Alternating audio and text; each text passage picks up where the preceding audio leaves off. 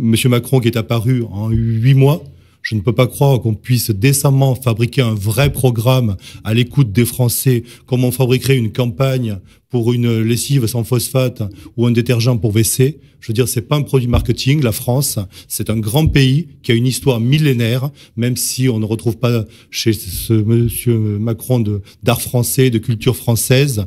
On a, je suis désolé de le dire, une vraie culture, de vraies idées, et on doit aujourd'hui se servir de ce passé pour faire justement un avenir qui va nous sortir de ces problèmes dans lesquels le monde se débat de façon terrible.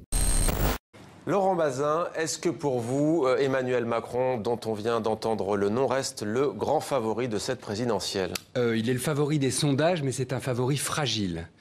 Si vous voulez, Emmanuel Macron, il faut quand même réaliser qu'il a atteint son plus haut niveau après le ralliement de François Bayrou, le centriste historique français, si j'ose dire, et c'était il y a pratiquement 2 mois. Le jour où les Français voteront, ça fera 2 mois exactement. Depuis, il stagne au mieux, et en vérité, il perd régulièrement un tout petit peu de terrain. Bon, Emmanuel Macron va à Rungis. Qu'est-ce qu'on retient de son passage à Rungis ce soir?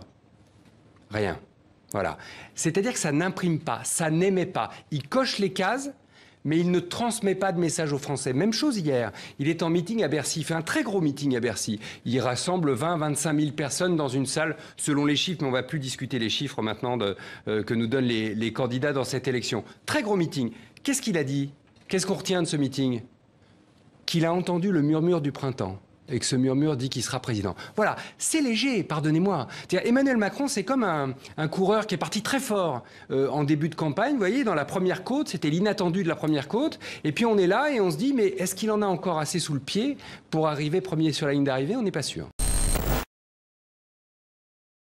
Moi, justement, et là, on va peut-être pas être tout à fait d'accord. Je pense que Emmanuel Macron, c'est une escroquerie. C'est une escroquerie, non pas l'homme, l'intelligence, mais il a tous les atouts de l'apparence de la modernité. Parce qu'il est jeune, parce qu'il est, etc.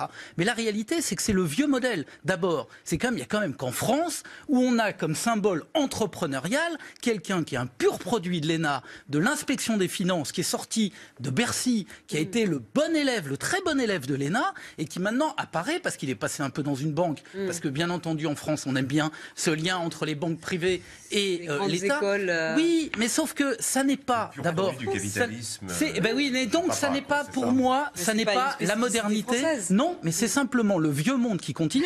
C'est une facette plus moderne d'un archaïsme à côté qu'il revendique. La réalité, c'est que ça n'est pas ni d'Emmanuel Macron et des politiques libérales qu'il est en train de mettre en œuvre, qui sont celles que le MEDEF porte depuis des années, ni de la vieille gauche archaïque, et je suis tout à fait d'accord avec vous, en plus elle revendique ces termes, que sortiront les solutions de demain. Il faut que la société se bouge, il faut que la modernité sorte de là, voilà, et nous il faut qu'on l'accompagne. Voilà à quoi doit servir la classe politique.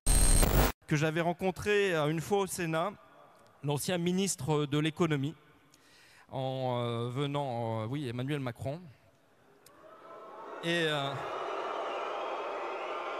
alors j'avais couru après lui et j'avais dit Monsieur le ministre, je suis maire d'une commune super endettée, je viens juste d'arriver, aidez-moi, je vous en supplie.